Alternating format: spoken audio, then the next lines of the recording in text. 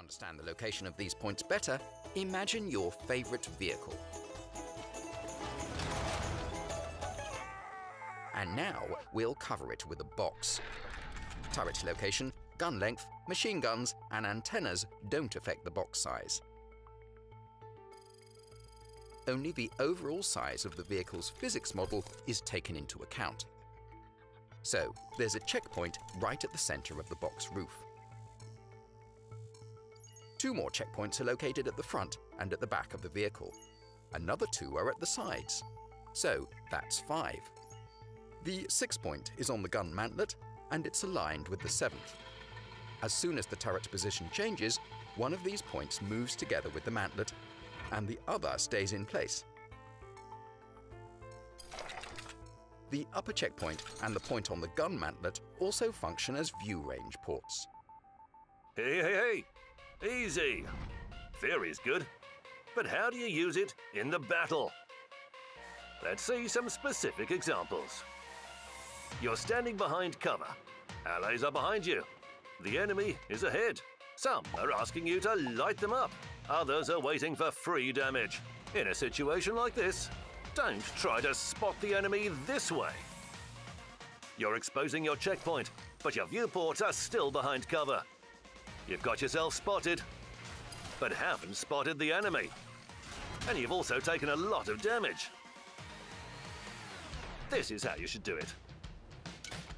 Turn your turret and carefully try to spot the enemy.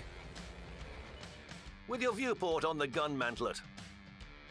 Your allies fire off. You save your HP and receive a bonus for spotting. Everybody's happy. And another example. You don't need to rush in and spot the enemy first. It's pretty risky. Sure, you'll see them, but you won't last long. To be a good scout and keep yourself safe, you can stay on your side of the hill. You just need to roll up the hill and point your turret in the right direction. The view range port in the gun base will give you all the information, and you almost don't risk anything. Let's move forward. 2 scouts are hiding in the bushes. The first is spotting and the other is being spotted. But not for long.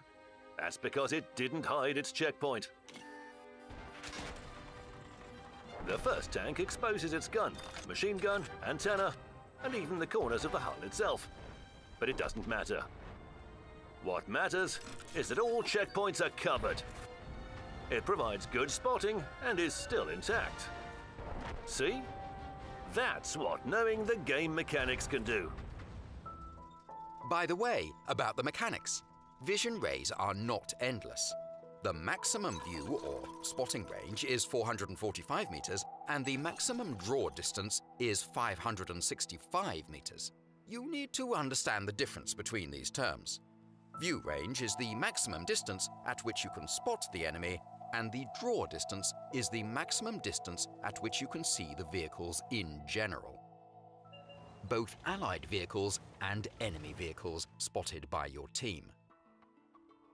Depending on the distance between vehicles, the vision rays have different frequencies.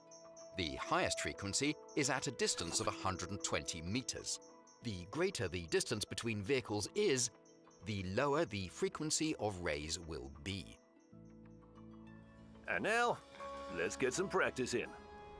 There are 3 circles on your minimap. The big circle shows the draw area. The middle circle shows the maximum view range area, and the small circle shows the current view range of your vehicle.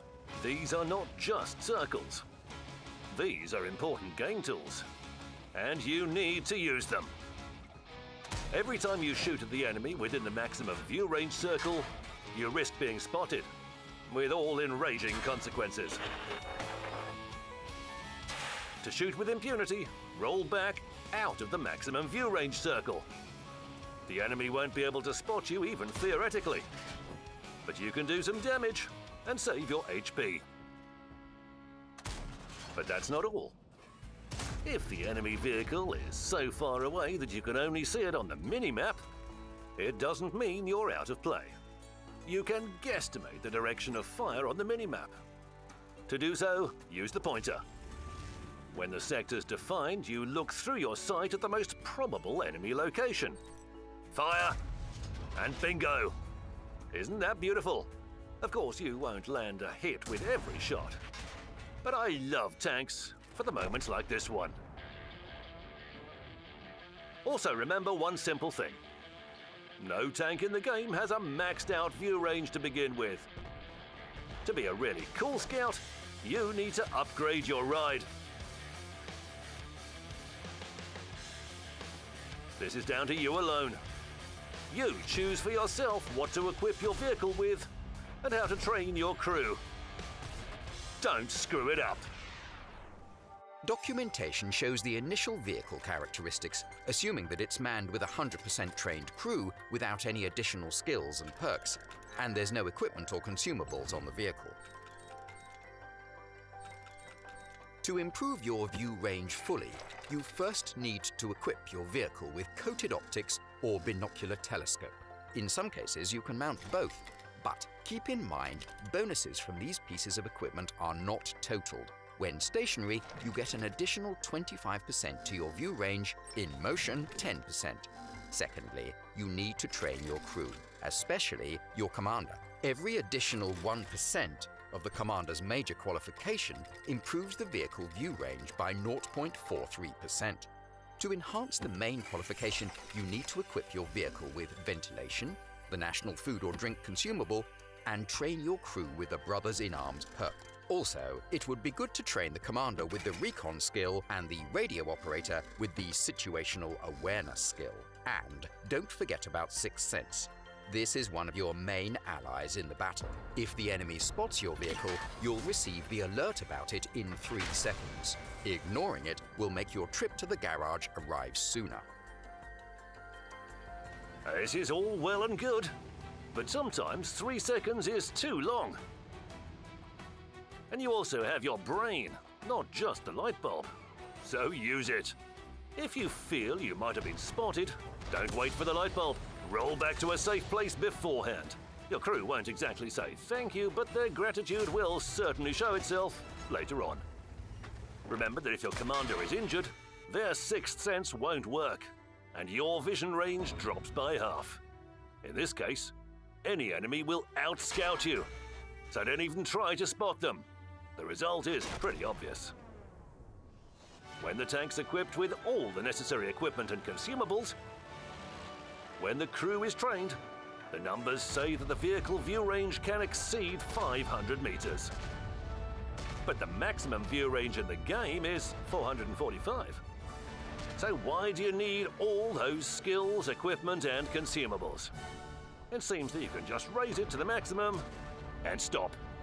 But things aren't that simple. Let's do a small experiment. Let's take 2 scouts. Identical at first glance, but the view range on the first one is 445 meters, and the second scout has a view range of 507. There are several enemy vehicles behind the hill. The first scout rolls out and shows us 4 tanks. Well, not bad. Now let's see how many vehicles the second scout will spot. Wow, it's amazing. It lit them up like a Christmas tree. 10 vehicles. And it's not a bug or an accident. That's the tank's improved view range. Every extra meter of the view range is very useful. It sees straight through the enemy's camouflage. To reinforce its importance, let's do another experiment. Let's take the same scouts and put them on the airfield map. The crew isn't trained with camouflage, and there's no camo on the tank either. So neither have any advantage in concealment. Everything depends purely on their view range. Now, let the tanks move towards each other, and we'll see what distance they get each other in their sights. The RU-251 with a view range of 507 meters spots the enemy at 427 meters. And its opponent hasn't seen anyone yet.